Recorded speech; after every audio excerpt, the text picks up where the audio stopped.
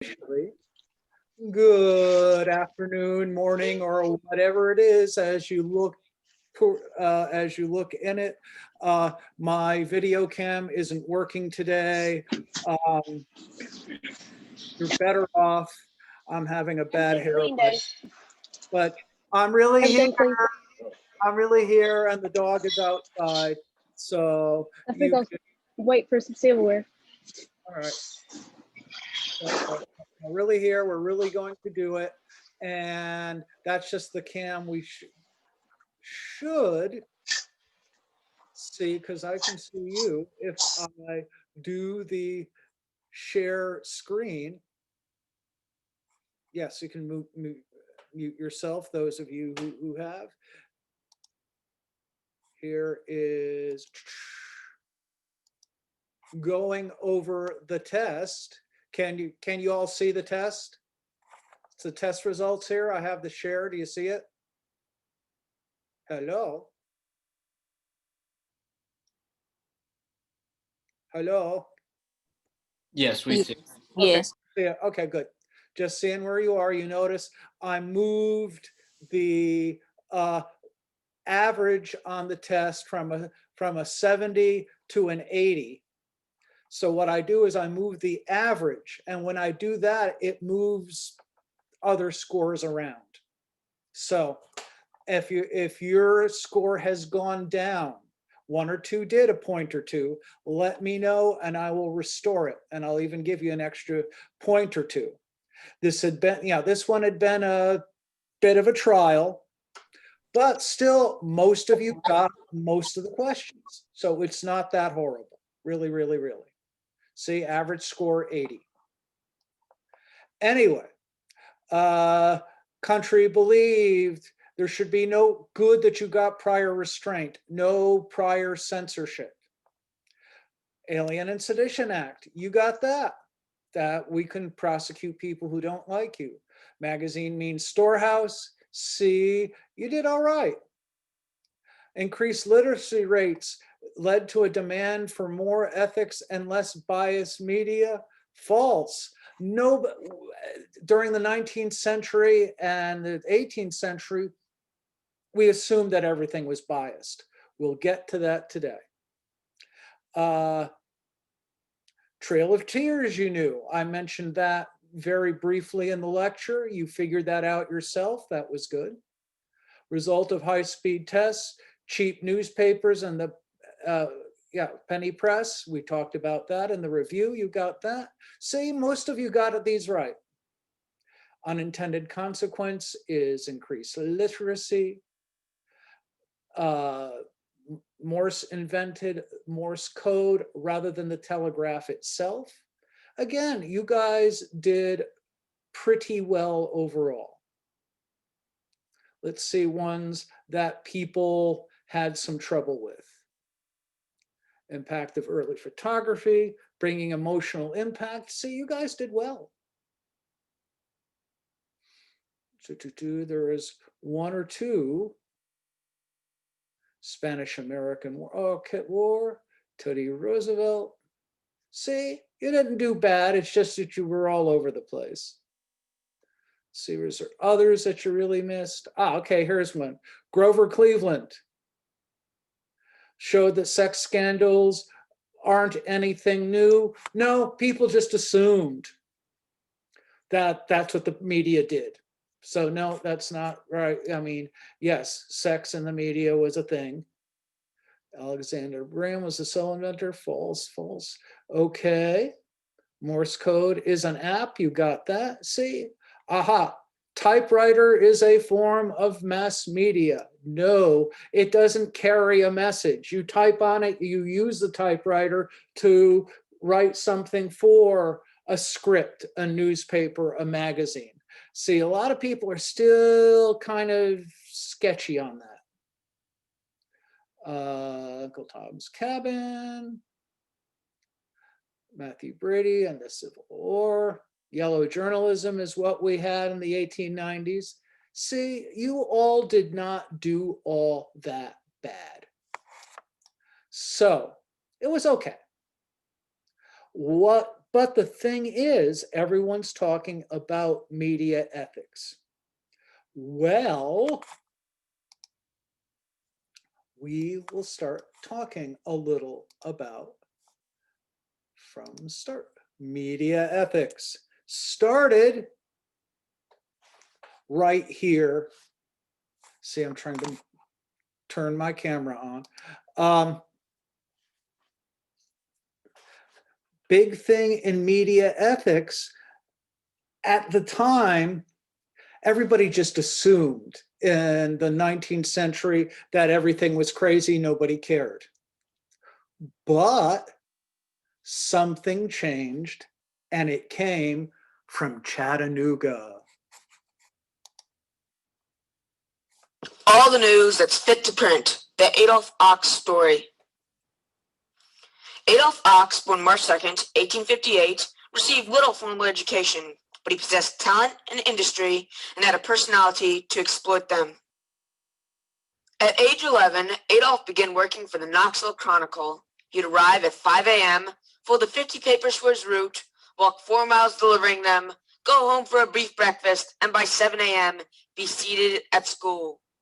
In 1877, Adolph Ox began working for the Chattanooga Dispatch. The paper failed, but Ox stayed in Chattanooga. A year later, at 20, he bought the Chattanooga Daily Times, which still exists right there on 10th Street. So he bought the local newspaper, the Times, the forerunner of the Times Free Press. Borrowing the $250 down payment and trying to turn around a struggling paper with just $12.50 in working capital. He tirelessly helped the city grow and was a major Does that look familiar? Right there on Georgia Street, the Chattanooga Times. factor in creating a local economic boom in the 1880s. The Panic of 1893 dealt Ox a severe economic blow, and by 1896 he was on the verge of collapse, so he did what he did best. He bought another failing newspaper. He bought another failing newspaper from Chattanooga. He moved to New York City and bought that newspaper. And he bought that newspaper from the James family, and the woman was the daughter of the James family went to England, and she had a child named Winston Churchill. But anyway. The New York Times. He drew on his experience at the Chattanooga Daily Times, and with $70,000 in credit and a letter from Grover Cleveland, he took over the collapsing New York Times. He made a promise to give the news impartially, without fear or favor. Then, he lowered the price of the Times from 3 cents to 1 cent, in spite of others telling him to raise it to 5 cents. The Times turned around and became one that... Yep, he bought this newspaper, and you notice he started the idea of saying, aha, we will be fair. And he came up with the slogan that they use today, all the news that's fit to print. In other words, and all this other stuff is trash. We're going to just print responsible stuff. The problem is we still have not defined what's responsible and what isn't. You know, it was a slogan. It made him stand out in the market of all those tabloids. And what is fit, we still don't know. The nation's great newspapers. Can you repeat that? In 1897, Ox coined the slogan, all the news that's fit to print, which still appears on the front page of the New York Times today. On New Year's Eve, 1906, at midnight, Mr. Ox dropped an illuminated ball from the top of Times Tower in Times Square, starting an event that today is watched by millions. Adolph Ox left Chattanooga after he bought the New York Times, yet he continued to have an active interest in the community and its development. In 1935, he endowed a chair in city government and politics at what was then the University of Chattanooga. There we are, right in front, right there on Macaulay Street, right there in the middle. And of course, we have Ox Highway and the Ox Center on Lookout Mountain. And his granddaughter recently died, and she was the editor of the Times Free Press for many years. And the Ox family is still around. Mr. Ox was instrumental in preserving the historic Civil War Chickamauga battlefield, purchasing and donating the majority of the land forming the Chattanooga Lookout Mountain Park. Today, the Ox Center for Metropolitan Studies, located in Chattanooga, offers research and data analysis services for local nonprofit organizations and local government. Adolph Ox, a part of Tennessee's unique history of law and liberty. And again, all of this stuff about media ethics, it started right here with Adolph Ox. So something to consider. We'll go to this in a bit. But yeah, so at the same time, he's starting the idea that journalism and the media can be something different.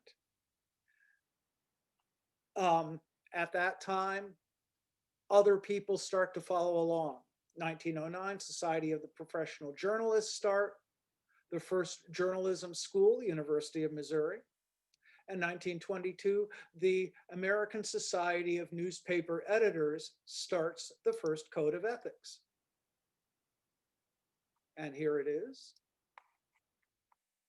Here's the first, come on, blow up big. View, The first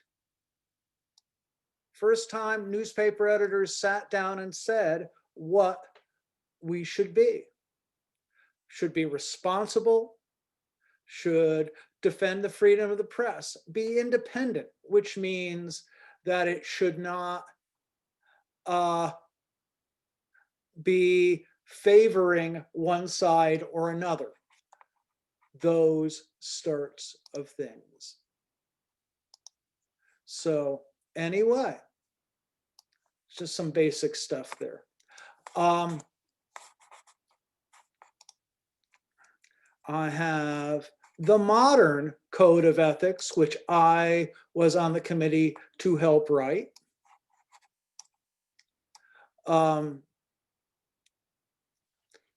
We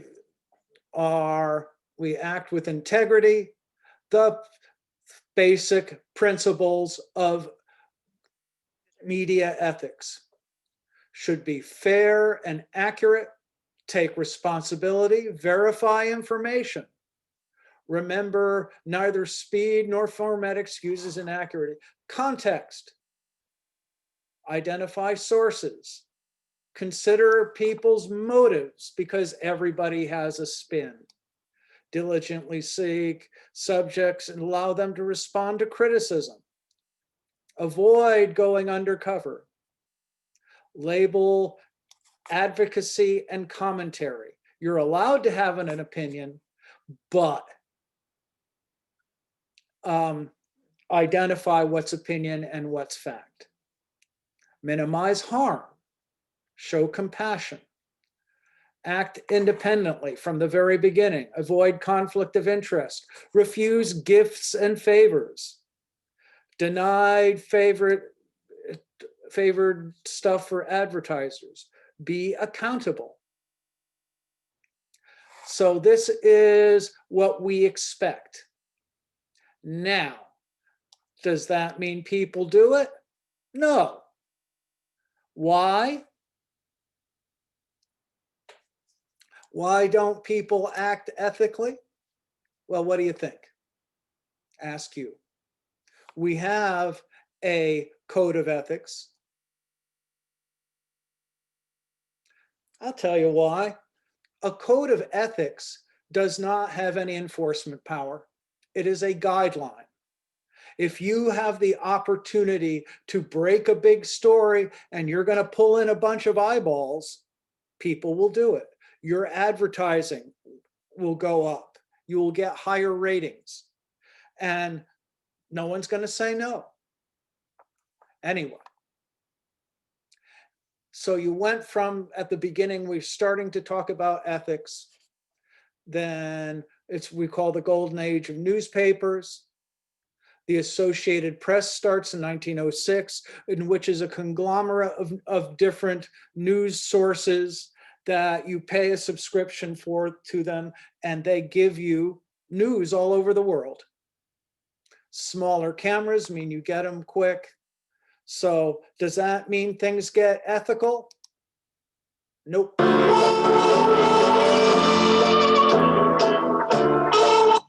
This is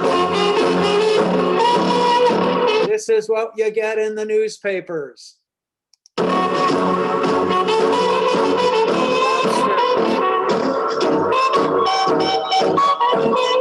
Burning buildings.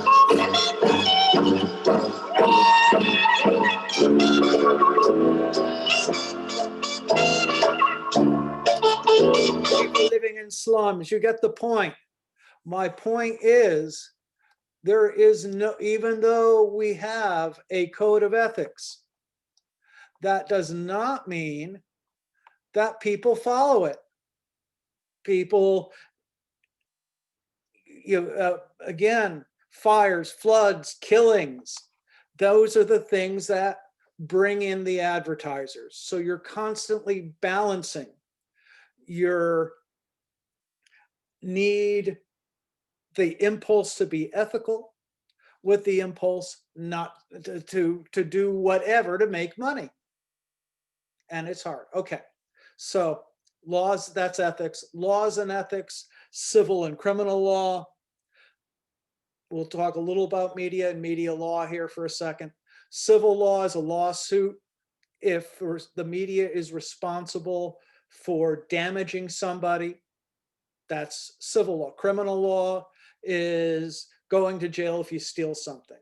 Most media law is civil law. You're damaging somebody's reputation. Statutory law is something that is passed and written down and gives you rules and regulations. Those are all the kinds of laws. Difference between laws and ethics. I'll go in. Difference between law and ethics. Anybody, you want to jump in? Can unmute yourself. All right. Laws are limited by police and courts. Nobody enforces ethics. You are allowed to be unethical. There is no ethics police.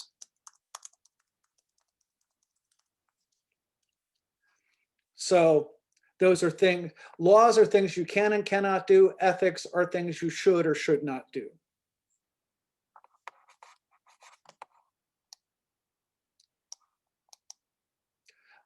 Okay, media law, ethics, libel. Media law, damage to reputation.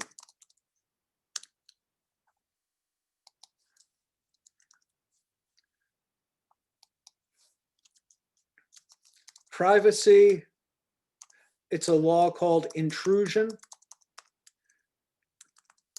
Invasion of privacy can hurt people.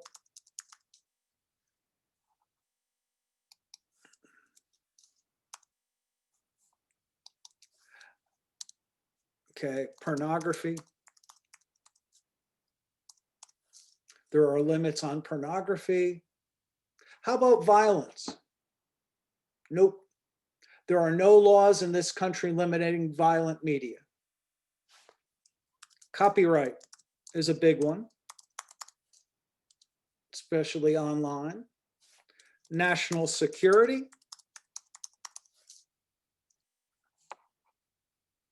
Those are some of the big ones. Ethics, taste, violence. There is no law against violent media. diversity. Now, there are some privacy, privacy. Again, there are some laws, but you can take pictures and invade some people's privacy and have it legal, but should you?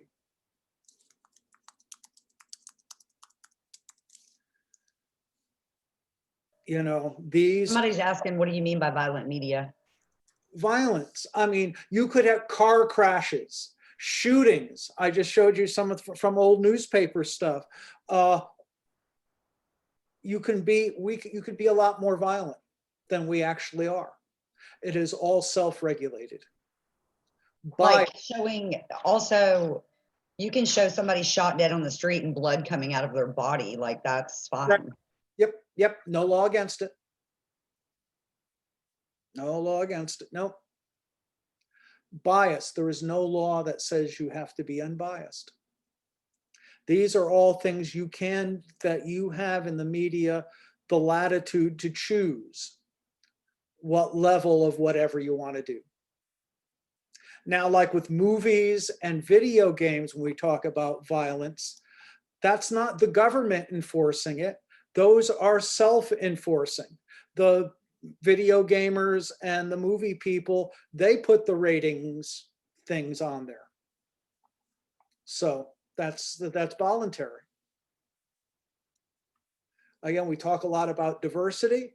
That's something, again, voluntary. So these are kind of the issues that we face. Another thing I like to talk about, some things are rights and some things are privileges. A right. Talking about question, like we were talking about after Right. class, well, at the end of class or whatever the other day, when we were talking about ethical design with these companies such as Facebook and Google and all of that, they have no ethical design.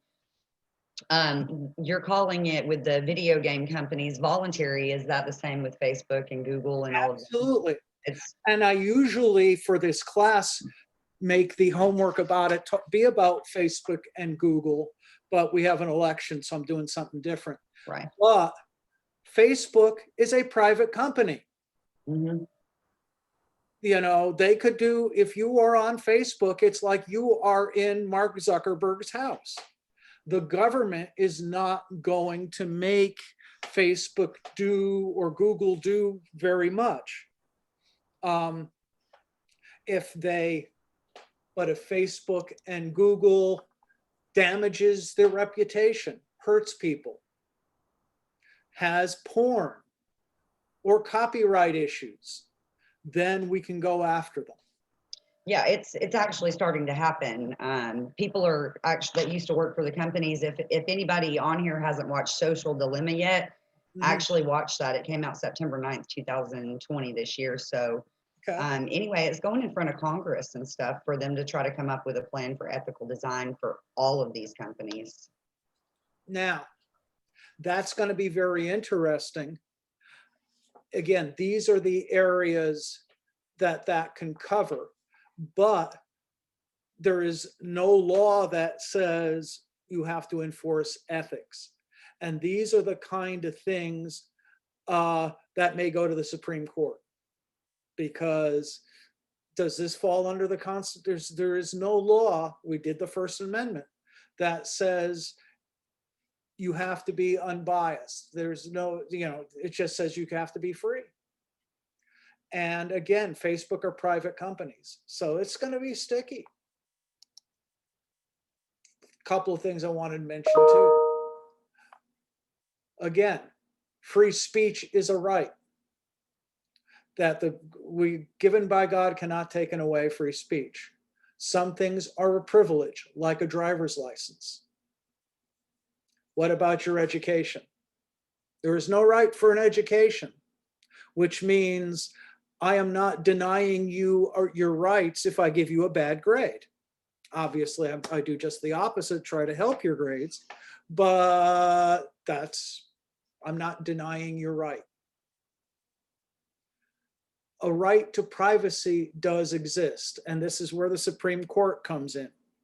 The Constitution hints at a right to privacy. They can't put people in your house. You have a right to life, liberty, and property. And so the Supreme Court in 1965 said there was a right to privacy. So anyway, some things are rights and some things are privileges. And education is a privilege. So just things to consider when talking about this. What we have dealing now. Okay, journalists have no rights than private citizens. They're just exercising their rights more because it's their jobs to go after information, including freedom of, okay, crime scene, national security, other rights. All right, those are just some things to consider. We will go back to class.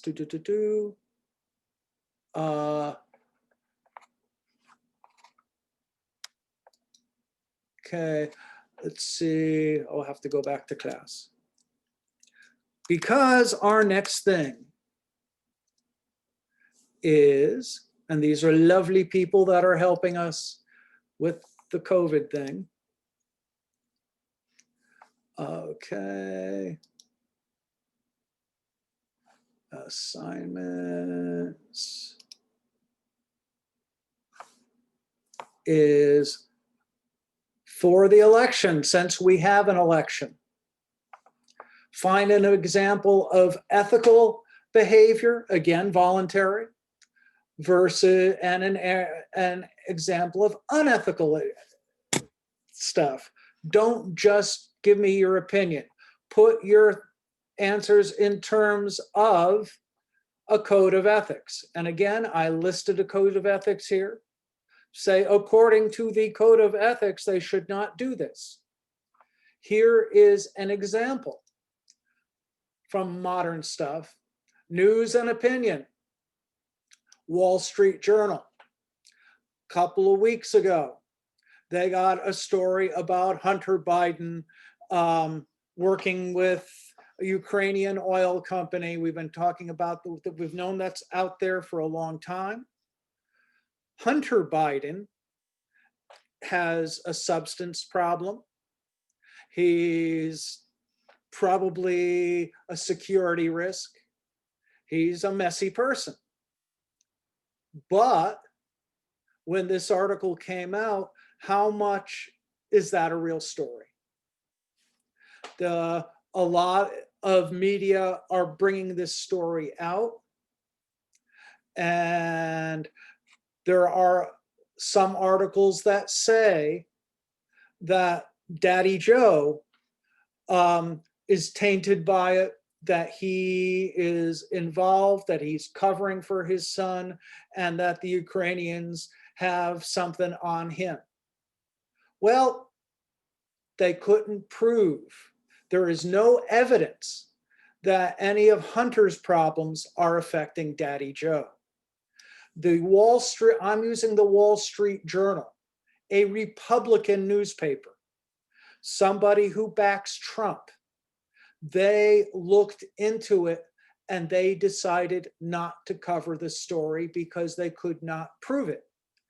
Now, at the same time, the opinion side of the newspaper, the people who write the editorials and the opinion columns say, we're going to run our story as an opinion because we're going to label it, which is okay under the code of ethics, as an opinion. We don't think that Hunter Biden is a safe person to have around, that he very likely has corrupted his father who's trying to cover his butt. So you can have that opinion, but there is no fact, or they could not come up with any facts that says that the dad is involved. So yes, you hear this one on a lot of news sites talking about this. Yes, Hunter was paid to put his name on a board of directors, by a Ukrainian gas company. And yeah, that's not good. It may be a security risk, but we've known that for a while, and there is no evidence saying that the dad is involved. So news and opinion, the news side, the factual side says, we're not doing this story. The opinion side says, our opinion is it's not good. So this is how ethics work, news and opinion. Too often people get these things confused. So I use this as an example for your class, difference between news and opinion, thinking about, and again, I'm not using a liberal news site, I am using a conservative one to show that they were being responsible. So think about what's responsible and what isn't in regard to election coverage. There's plenty more unethical than ethical. It will probably be a challenge to find somebody being ethical. So give me one example of each. Something that's ethical according to an ethical guideline, which I have here linked, and one that's blatantly unethical.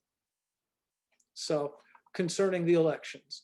And you could be as partisan as you want, liberal or conservative, I don't care.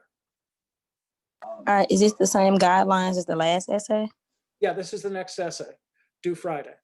Find something in the media and give me a link to it so I can see it. See what you're talking about. Can be I want to ask how many pages. the usual, 500 words, page and a half, 300 word minimum with an according. Words would be acceptable. What? 300 words would be acceptable. Don't count words. I mean, yeah, but Just explain it fully. If you could explain the issue fully in 300 words, do it. If it takes more, take more. But I'm not going to count words. I'm going to look at the quality of your argument. If you could discuss it fully in 300 words, fine. This is not about word count. My point is on the word count. Anything less than 300 words, you're probably missing something. It is a general guideline. Again, one that is good, one is bad. Say, according to a code of the SPJ Code of Ethics, this is wrong. You are free to use other outside sources, always, but something that's ethical and one thing that's non-ethical. Again, I'm trying to make history come alive for you and make it relevant. The point is that all of this media ethics stuff did not occur until relatively late in the day. It's a new concept and we're still figuring out what media ethics is. Okay, we have some people in chat. Let's see. Are you going to be able to look over our drafts as well before we turn it in this time? Yes, definitely. Send advance. Racial tension, yes. How is our racial tension? How can we cover race ethically? That's great. As many, so that's good. And please send in an early one. Always, always, always, well, through Friday afternoon. I don't have any plans. So that's all good. I want you to, again, not just I like this or I don't like this. I want you to have some structure to your thoughts about ethics, which is I gave you a code of ethics. And again, codes of ethics are just guidelines. There's no enforcement power. But I want you to, again, think about it. News, again, mostly news. But yeah, broadcast, print, magazine, websites. Anyway, so I want you to know the difference between news and opinion, and that's hard these days. Yes, please send for review and drafts. Okay. Any other things going on? All right. I appreciate it.